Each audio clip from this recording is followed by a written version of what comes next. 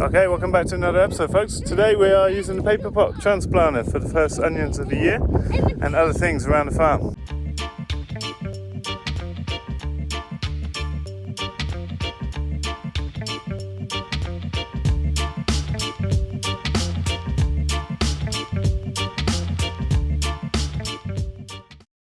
Little tiger, what's happening here? I don't know. I think the cows are having their nails cut.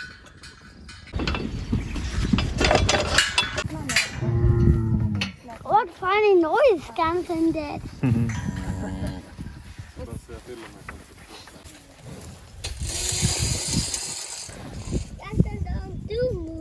Scansum is a little worried. He's wondering what's going on.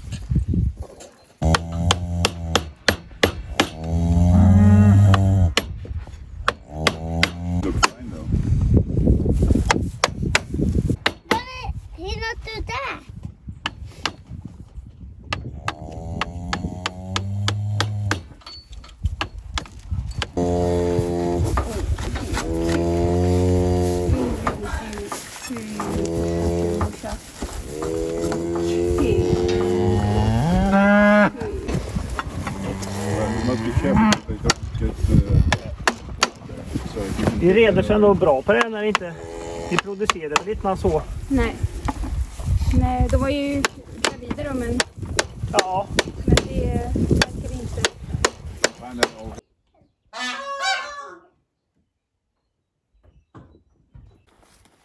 So, spring onions have been pruned. We don't always do this, but it helps to create bigger bulbs and stronger roots. Going to use the Japanese PAPERPOT transplanter today to show the crew, see how that goes. South beds are getting full. And so there's a lot of peas, kales. Still haven't got the peas up on their stakes yet, and it might be a little while until we do because it's been very cold. Got some nice spinach developing. Lots of kales. Water's coming out of there, yes, but not right now. But these beds are pretty nicely prepped. We've got chicken manure for a bit of fertility, and they've been gone over that they're nice and loose, so it should. There's quite a lot of old onion root that might clog up the PAPERPOT. We grew onions in here last year, but this looks fine. This should be ideal.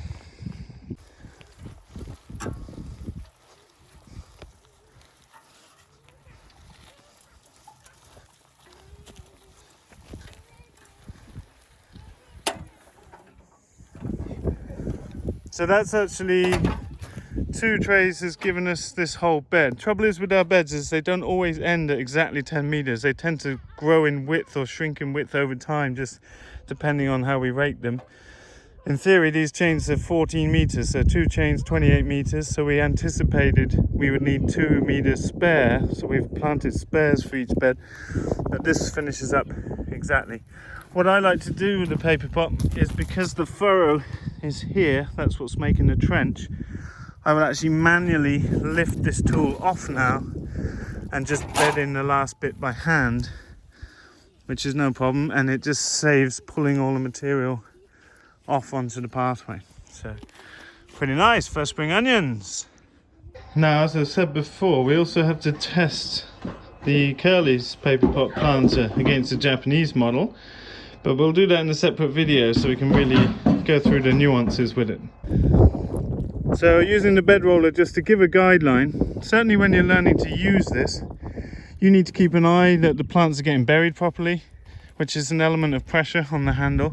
You've got to keep an eye on how the things are feeding out of the tray, and you've got to keep the tool going in a straight line. So having guidelines helps. With 3 rows in the bed, I wouldn't necessarily mark them because it's pretty easeful. 4 rows, 5 rows, you've got to be very tight. So it really helps to have lines then.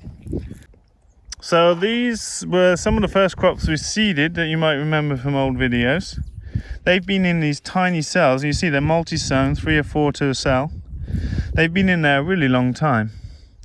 Now they have matted roots where they've been sat up on wood to keep them off the ground. You see they've air pruned perfectly everywhere else. This is just where they've been sitting. Now ideally you would just keep them on like chicken wire, some kind of mesh grid, and they would totally air prune. But as we see with this bed, it didn't cause any problems with untangling, and I doubt it damaged the roots in any way, in any significant way anyway, so happy with that.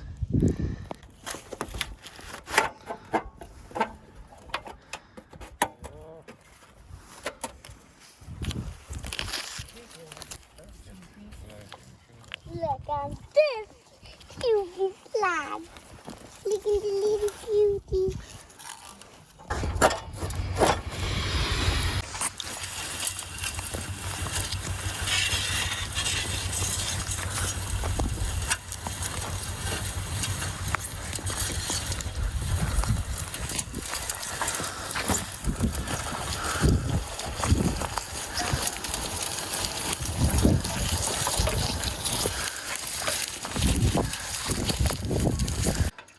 Pretty good, first time. Pressure's on, the camera's on. So you see how we bed this in at the start of the row, and that's because it's got to dig its furrow anyway. And the tool is now sat stably in the ground with the foot underneath and by the wheels, so it doesn't fall down. You don't want these to fall over because you'll never get the paper chains back properly into their tray. So you've got to be a bit mindful. Then we just peg down the end. And you often have to just tuck in the first couple of the crops, but you can see as soon as it's off, it's burying them nicely. I found in our thick compost, you have to put a little bit of downward pressure on the front of the tool, but only slightly. And that's because if you put too much pressure on, you lift the back end of the tool up. So it's there's nuances to this tool. You've got to just find the little delicate touches that make it work, that give you the right coverage in your ground.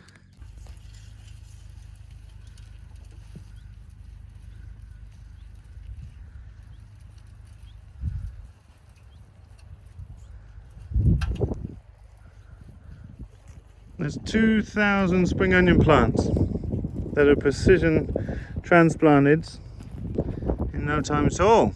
We love it. Okay, testing for Selma. Look, easy peasy. Feels good, no? Yep. This tool was originally made for spring onion planting 45 years ago. It's going to be interesting to test this against the Curly's PAPERPOT transplanter, and we'll see. I really like this tool, and for me, it doesn't actually need improving. I think it's, when you get the handle on the little nuances, it's absolutely beautiful, especially in our lovely beds.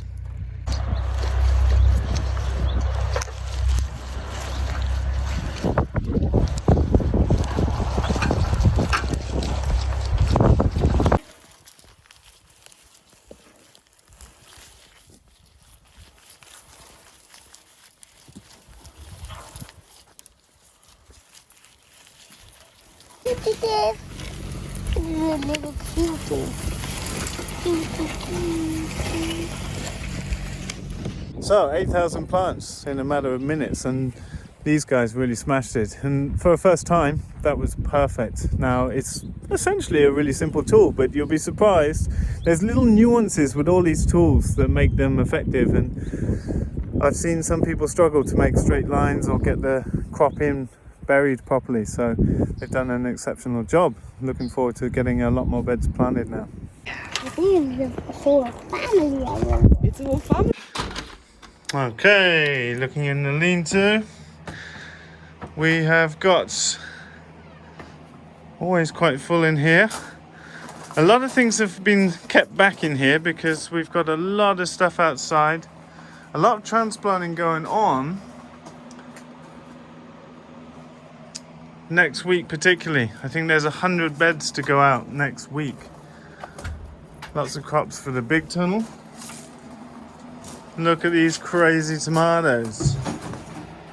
So some of these are now 50, 60 centimeters tall. Still in those same pots. They look strong and healthy, but there's some starting to put on flower buds. We can pick them off, but that's about all we can do. Now the ones under the lights here are a little bit more stabilized because they've got a bit more light. These are obviously reaching up to get light. I'm still fine with that because there's not a lot we can do about it anyway. It's way too early to get them out still, and I think they'll be fine. Multi-sown hackeris, they're ready to go out now. Hoping they will do well for us this year. Had some big problems with flea beetle, although it never translated to not being able to harvest beautiful hackeri. Lots of chards. Very nice crops going. They've done a great job keeping the temperature in here. If you look back to videos a year ago, we had a lot of problems at the start of last year due to weather, but also some incompetencies. And I just feel like this crew, Fabian and Selma, are doing a fantastic job, and they've been just jumping straight on it, and they're doing really fantastic. So really looking forward to seeing the gardens full and blossoming. And I've just thought now we should do an aerial tour of the farm where I just fly over with the drone and talk about what we're looking at, and then we could do that repeatedly throughout the season to see how things change. I think that'd be really cool to see the contrast as things really start to grow now. Okay, first brave hens making it out. You can see up here at the top. So it's still really early. Grass is just getting going up here. This is actually the marshy patch you see as a spring here. It's a lot greener up here on the actual pasture. This is kind of a boggy zone that turns to rushes. You can see the rushes just popping up there. A bit windy, but the birds are out and exploring. They're not venturing so far away yet, so we've been trying to save the grass to not impact the grass. We've been moving the eggmobile within the nets there so that they can spread the manure around, but we don't want to move too much while the grass isn't growing and impact all of it. I'd rather have a heavy impact in a small space and then wait for the grass to get going. There he goes. Let's have a look in here. I think whilst there's a lot of hens in here, most hens have been going out. Now you can see a lot of them are sitting underneath, but they're mostly coming out and exploring. They're fed outside now and watered outside, so they have to come out if they want to eat. And then they're going back in nicely on their own too. Always love when a new flock come. The birds look really nice, really sharp beaked at this point, and still growing. Tiny body mass under all those feathers. These probably weigh about 1.4 kilos right now. So even the little broilers, who don't look so big, already far surpass them in weight right now. Hopefully it's not too windy for you to hear. But broilers are back up. You can see the impact they've had on the grass behind them, even though we're so new to growth in the season. But it's only a couple of weeks until these birds are ready for their one bad day, as it were. They're growing well, and they seem in very nice health. Happy birds. You see they're feathering out a lot more now. Quite relaxed in the afternoon now. Temperature's quite nice with the sun we've been getting, but it is cold in the mornings and nights with a lot of cold winds. And as I've said in probably every video I've ever made about broilers, you see they're always moved with the plastic on the same side, orientated to the wind, which is coming from back this way. So that really gives them a lot of shelter. It's a little microclimate. So, hooves all done. We've just got the IBC over here. We have no water line running over to this farm. This is the neighbour's land. So just an IBC with a hose to a float valve. Time to bring the sheep up soon. Now, we need to castrate the young bull here. And we will take Skansen for beef later in the year. I think we'd like him to serve the cows one more time, and then he will go for beef. Quite a lot of it too. I'll be very sad to see Skansen go. He's an amazing bull. Isn't he? Yes. Hey dear. This is the naughty one. The jumpy one who likes to try and escape. But yes, you can see we're impacting the ground quite heavily. Now the grass is in a lot less it's in a lot less heart than our land. You can see how our land looks compared to this, but we're impacting this bit very heavily, as you can see. But I want to do that because they're bale grazing anyway. We had some heavy rains and we got some more coming, so we need to make sure their food is, you know, in different spots, that they don't damage the neighbour's land too much. But I would rather impact one bit of land heavily than graze them around and impact nearly everywhere nearly as hard. It doesn't make sense. It's best to take the worst land and sacrifice a bit of it. And counterintuitively perhaps, although it's true for most things in life, it's best to put your energy and focus on the best land and, you know, not sacrifice that. Same with anything, you know, you put all your attention into your best people, etc., or your best products if you run a business or whatever. That's the way it is. So some people find that counterintuitive, but always treat the best land with the most animal density and intensity, and try and improve your best land. You get the best returns in that way. So don't mind sacrificing this for a bit. I'd rather they do that than start zooming around the land before it's actually really started growing at this point.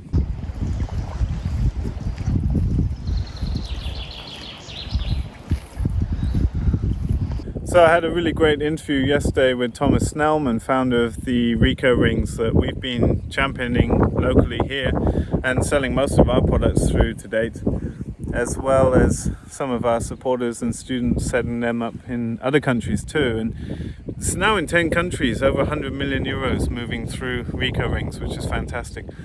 Thomas is a lovely man, really humble man, who never really set out to, you know, with the expectation this would grow. He was looking at how to support local producers in the area he lived, and just amazing, you know, the snowballing and the journey he's been on since. That's going to come out in the Farm Like a Hero experience, and we're aiming to release that in 1 to 2 weeks, hopefully. There's a lot of back end things with something like this, and it's going to be 2 to 3 long form videos a week that will hopefully then lead to leaving on the tour that I've been planning for the last year. If that's impossible, then I will just continue with long form videos. I think the ones that I've done so far have been extremely valuable, and I think a lot of people will get a lot from the content there. And so it'll be those interviews or farm tours, whatever happens with the corona situation, along with a private Facebook group. And I'll be doing questions and answers weekly throughout the season for members of the subscription site. It's going to be the cost of a coffee per week. It's a low cost site to hopefully include anyone that's really interested in these things. And hopefully a lot of the people that we interview can be involved with that to help answer questions, etc. too. We're also going to be making ebooks of all the farmers we interview to come up with a resource of all the best regenerative farms around Europe. It's going to be awesome. So excited for that, and I'll let you know as soon as I know more about that.